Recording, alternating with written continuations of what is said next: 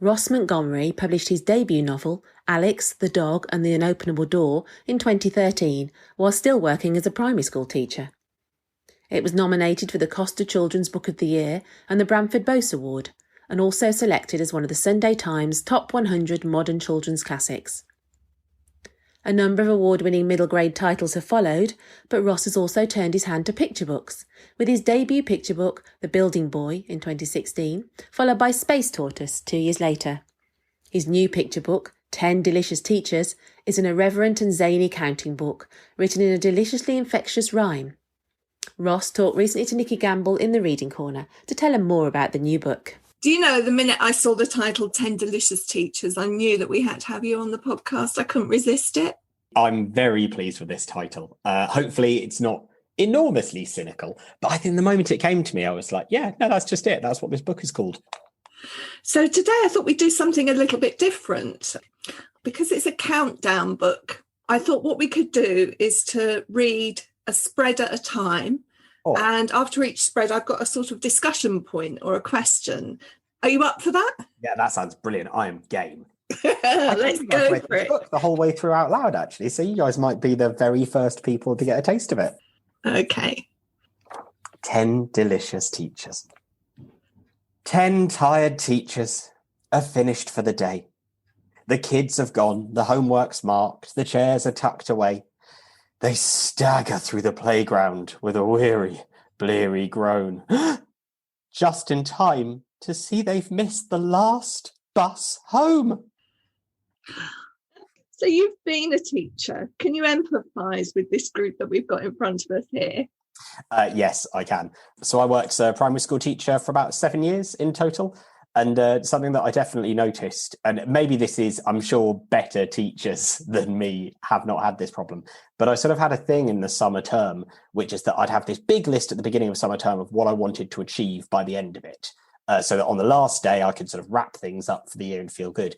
And as the term continues, you just become so exhausted and the whole thing kind of slowly crashes to a halt. And then I would become more and more fatalistic with that list until the final day. And I was like, look, if I can just make sure there's nothing on my desk before I leave, that'll do. Yeah. And then you'd have to sort of arrive on like that week before autumn term started and go, what idiot did this? So we're going to talk about Sarah's illustrations, which are fabulous as we go through the book. But just for listeners, on this first page, we have a very weary set of teachers. Male, female, multi-ethnic, and the big yellow bus is leaving. They look quite fed up about this. Things couldn't be worse. They couldn't. Shall we read on? Never mind, says Mr. Smith. Look at what I see. A shortcut through the forest. We'll be home in time for tea. 10 foolish teachers. Already celebrating. Unaware that in the woods, a monster pack is waiting. 10 furry fiends, 10 bristly brutes, 10 hairy, hungry beasts are hidden in the trees to have themselves a teacher feast. Okay. They're looking at a map here. It says, welcome to the dark woods. And then in writing that looks as though maybe it was a 5-year-old that wrote this, it says no monsters here with the S the wrong way round. It's a very convincing map. So this book, I notice, is dedicated to somebody called Charlie, Mr. McKinnon. Is he a friend of yours or was he your teacher? I wish he was my teacher. So Mr. McKinnon is my brother-in-law. Hi, Charlie. And he is an assistant head teacher. And he and my sister are like properly amazing primary school teachers. So I thought it was the perfect opportunity to recognise him. Oh, wonderful. So of the group of 10 teachers that we have here, which one is most like Mr. McKinnon? That's a good question. He's not going to thank me for this, but it's going to have to be the character of Mr. Meadows, who's the sort of big teacher with a beard. He doesn't have a beard, but if he had one, it would really suit him. It's more the characteristics than the look of the teacher, exactly. I would say. So I'm going to ask you, which one is closest to you? So it's probably going to have to be the character of Mr. Fenton, who we're going to meet in a couple of spreads' time, who doesn't have much success attempting to walk up a hill, which is sounding very much like me at the moment. Shall we read on? Let's go for it. Let's see what happens to these teachers. 10 delicious teachers, skipping through the trees, surrounded by a paradise of plants and bugs and bees. Mrs. Dawlish stops to pause and pick a dandelion. A monster creeps up right behind her. Now there's only 9. Yeah, there we go. Sorry, I forgot. It's supposed to be a class of children here. Yes. No, I haven't yet read this out loud to a class of kids, and they're either at that moment all going to go 9, or I'm just going to be stood there with like my hands out and big eyes going, come on, guys. It's perfect to join in because of that, isn't it? You know, you've just left this ellipsis here, and they'll soon get the idea. Even if they don't get it straight away, you won't have to tell them more than once, and they'll be joining in. But where did the idea for the countdown story using teachers and monsters, where did that come from? I think it was maybe I'd been, reading lots of like Edward Gorey books, that kind of thing. And I liked the idea of like a load of old professors going through a forest and being picked off by wolves. There's that whole bit in the Gormenghast books with the sort of old fuddy-duddy teachers, and they end up going to a party and it all goes horribly wrong. And I really like that idea. And so when I was sort of expanding it into a book, when I first started, it was teachers being picked off by wolves. And I wanted to do a rhyming book. And so that kind of structure of like removing one by one just sort of made sense. But the original version of this book was much more gruesome. I was sort of pitching it at a slightly older, maybe sort of year 3, year 4, year 5. And every single time a teacher got like picked off, there'd be an extra sort of stanza detailing the way in which the wolves were like cooking them. So the science teacher got roasted over Bunsen burners, and the PE teacher got picked apart like half-time oranges, and had some of the best rhymes I've ever written. And they're never going to see the light of day because nobody wants to read that book. It would be an absolute disaster. That's actually fascinating to hear how all those different strands came together. And you were definitely channeling Gorey at that point, I think, because I love his Gashly Crumbtinies, where they all come to miserable but very ridiculous ends. I always forget about the Gashly Crumbtinies, even though it was the first one of his that I read. It just blew my mind.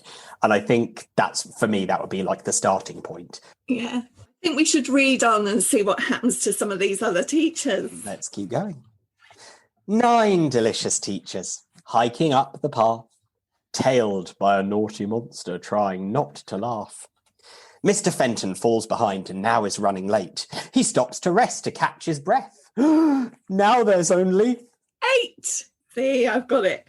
So I was talking to Peter Bentley about rhyming text the other day and how people think it's easy, but it's actually really difficult.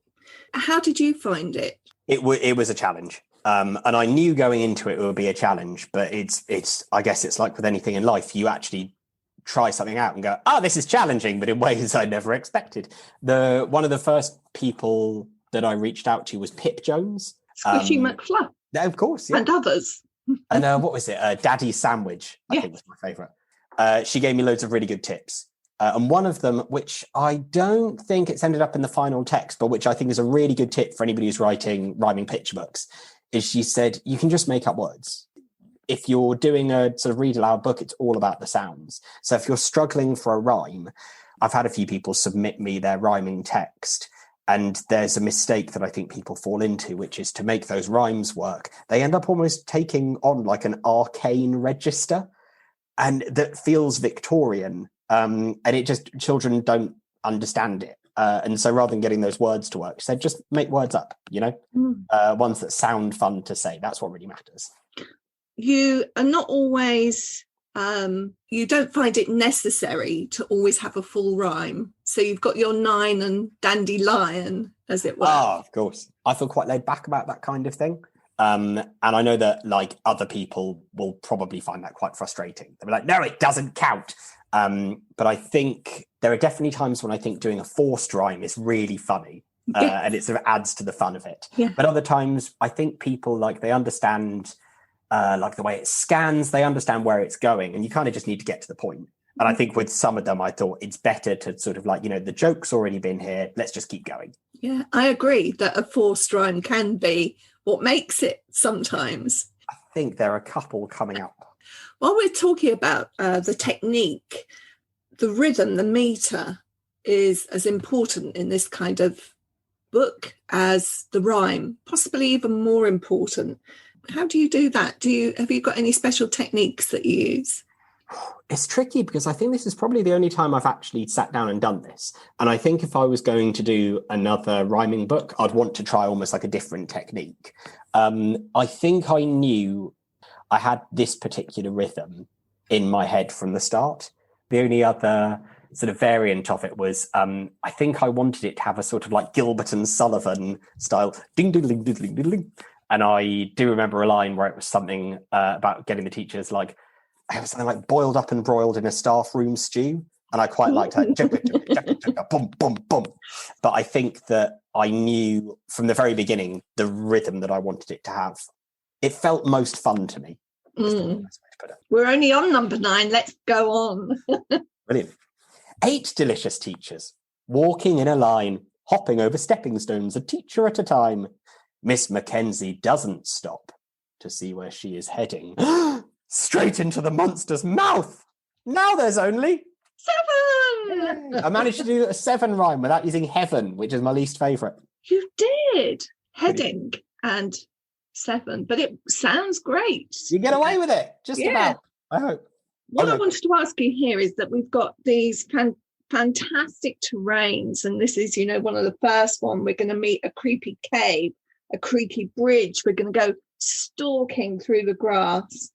To me, it's a story a little bit like Bear Hunt, which is going to lend itself to being performed and acted out in the classroom. Is that what you would do with it? So I have a dream, which is, I don't just want this to be a book. I want this to become a sort of key stage 1 end of year play.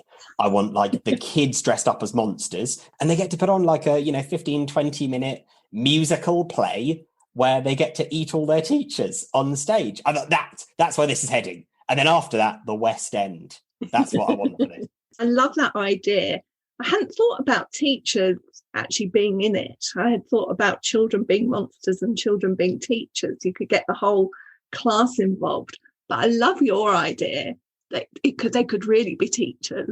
It's one of those things of when I look back on my time as a teacher, I think maybe because I was younger and I wasn't quite confident enough, I was never very good at doing those things where teachers are kind of invited to make themselves look a bit silly. I sort of wasn't really comfortable with that. And I think if I could go back and do it again, that would be one of the things that I would change. Fantastic. Maybe we'll have the next 2, if that's all right. I'll do 7 and 6. 7 delicious teachers strolling down the lane, wondering how long it is until they're home again. But wait, what's this beside the path? A kind and thoughtful gift. Oh. Madame Masson falls for it. Now there's only 6. Yay! 6 delicious teachers stalking through the grass, singing songs and waving sticks and marching extra fast. Mr. Kendall doesn't see the hidden gleaming eyes. The monsters have surrounded him. Now there's only 5. We'll stop on this page for a moment because we've mentioned that Sarah Warburton is the illustrator. And you've already told us they were originally going to be wolves and we've changed them for monsters. And I wanted to just talk a little bit about how she's done this in a way that is less threatening than your wolves. I think Sarah's done an amazing job with this. I think this spread in particular, the 6 delicious teachers going through the grass, I think it's probably my favourite spread of the entire book. But I think that, one of the challenges when Walker first bought this book is they actually bought it with another book that Sarah's illustrating called Penguin Huddle, which is really cute and, about a load of penguins that huddle together to stay warm and they get frozen together. And that's far more of a, standard, funny, sweet, cute picture book. Whereas this one, there's that fine balance of we want it to be naughty and we want it to be mischievous and we want it to be a bit anarchic, but we have to make sure that this isn't scary and it's not treading too close to too much darkness. And I think her way of doing that has just been how she's interpreted these monsters. They're so funny. They're so silly. And even on the front cover, I'm hoping that kids will be able to look at it and sort of in some way connect themselves to the monsters and see themselves in them. I mean, they're very hairy, which already makes them cuddly, and they smile. So I'm reminded a little bit, although some people do find Maurice Sendak's monsters in Where the Wild Things Are, some people find those a little bit scary. I don't. I think they're supposed to be quite appealing. They smile and they've got big eyes, and some of them are hairy like this. And if we go back a little bit to the end papers, one of the nice things here is each of those monsters with the teacher that it's eaten is sort of cuddling it. And you think maybe they weren't eaten. Maybe they took them to be a playmate. Well, this is the thing. We had to... there was a lot of discussion about how the book was going to end. But, I don't want to give away what happens in the end, but I'll talk about the original director's cut ending. One thing I will say about these end papers, and it took me so many rereads to notice this, is one of my favourite details in a sort of very highly detailed illustrated book is that you start noticing that the monsters are picking up the teacher's belongings as they go. So each teacher has a little object that they have with them. And then in the next spread, you can see that the monsters are wearing them. And I love that. Isn't that clever? So clever. So let's have a couple more. 5 delicious teachers. Their journey nearly done. Wondering why half the staff have vanished one by one. They row across a scenic lake to reach the sandy shore. Mr. Meadows doesn't make it. Now there's only 4 delicious teachers on a creaky wooden bridge, taking careful steps to reach the fearsome rocky ridge.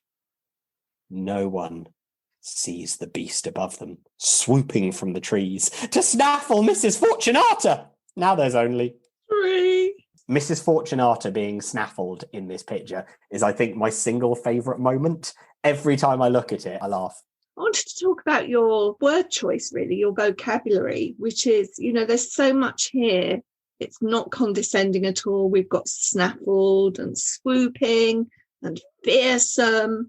Lots of lovely words to get your tongue around and enjoy.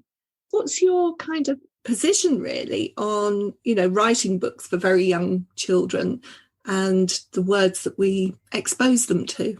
I think with all elements of kids' literature, for me, I think that you can sort of include anything, so long as it's much more about how you're using it than what it is that you're doing. And I think that there's nothing wrong with actually including quite a sophisticated word, even in a book aimed at very young children. Part of it is, I think, well, how else are you supposed to introduce anything if you're not including a word and then also giving it a context? You're kind of teaching a little bit just by including it. But I also think if I was going to use a sophisticated word, it will often be maybe quite phonic, and it will be maybe quite expressive or like an onomatopoeic, something like that. When I remember loving language as a child, it's not necessarily always knowing what a word means, but sort of sensing that you can. And I think I do that with all my books. Let's have another 2. 3 delicious teachers, feeling bold and brave, sneaking through the darkness of a cold and creepy cave. Mrs. Joseph takes a break. A foolish thing to do. She lights a match to find her way. Well, there's only 2. 2 delicious teachers. The only pair remaining. They're cold and lost. It's getting dark. It's even started raining. Mr. Smith's determined for the journey to be done. He goes to read the helpful map. And now there's only...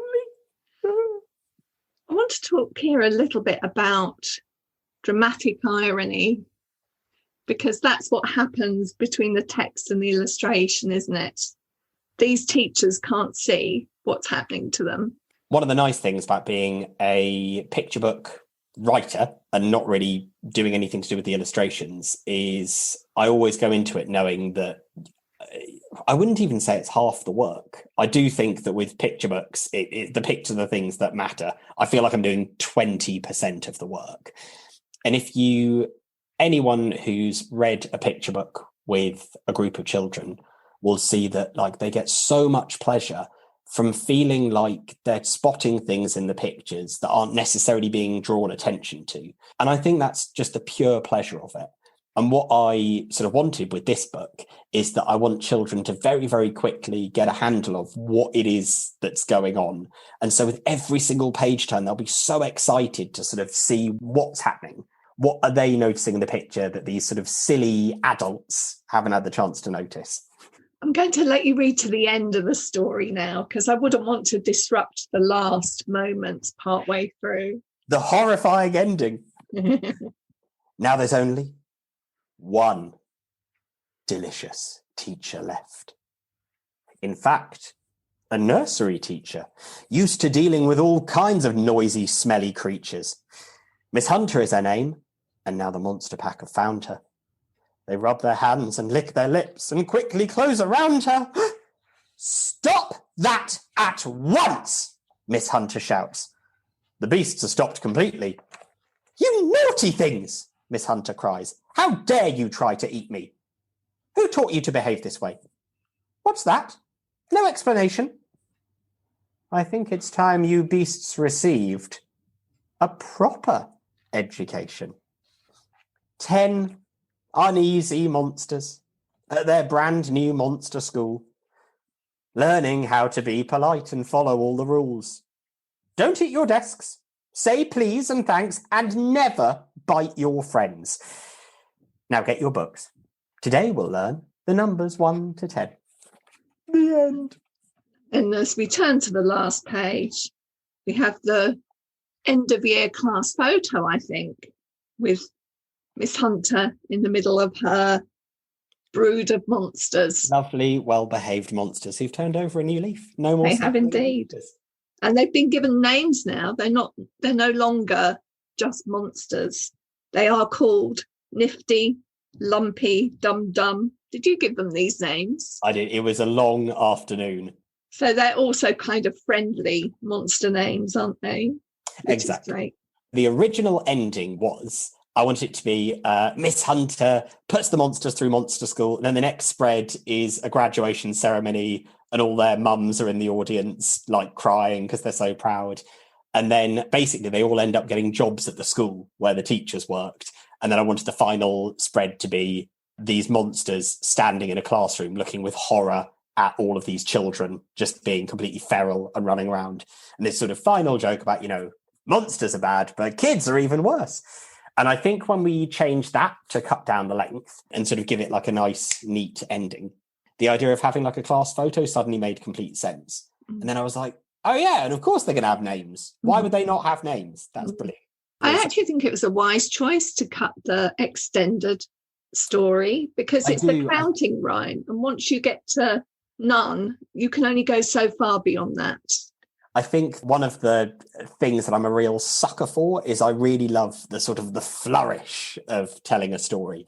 And I can get a little bit too into that. And I think one of the phrases that I really like is an editor is the person who helps you write the book you thought you'd written.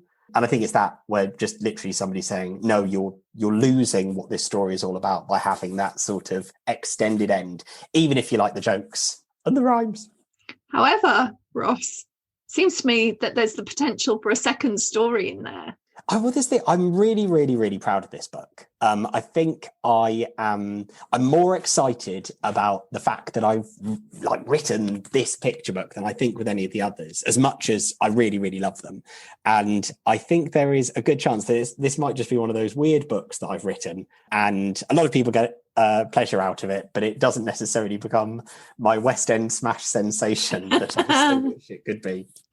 Do you think that you'll return to rhyming text? I do. I think I really enjoyed it. And I think for me, one of the key things with it, with this particular book, was that rhythm and that rhyme. And the second I was like, yes, I want to write this book that's got this kind of fiddly diddly diddly dee quality to it, I would need to have almost like a refrain in my head. And then once I had that, I'd be like, yes, this is what this book is going to be. The structure of the book is not just the plot, but it's the way that rhythm works. So one more question that I must find out from you, because you teased us by saying my favourite moment is coming up. Now, I wonder if it is the same favourite moment as I have. Tell us.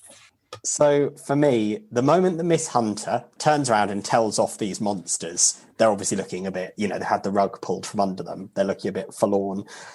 And the last monster who never gets to eat Miss Hunter is, we find out eventually that his name is Dave. And the way that Dave is standing as he's being told off is one of the single best things I've ever seen. I think maybe it comes from having witnessed so many kids getting an absolute murderous rollicking from a teacher that Sarah's just completely caught his stance perfectly. I find it so funny. And 3 cheers for early years teachers. Oh my goodness. I can't even imagine what this particular year has been like. I feel fortunate that I don't have to do anything more than imagine it. Ross, thank you for coming into the Reading Corner again and sharing 10 delicious teachers with us. It was such fun. Oh, thank you so much for having me. In the Reading Corner is presented by Nikki Gamble and produced by Alison Hughes. If you have enjoyed this podcast, please do leave a review for us. To find out about other projects, including an audience with events and the Exploring Children's Literature Summer School, visit www.exploringchildrensliterature.uk. Join us again soon in the Reading Corner on your favourite podcast platform.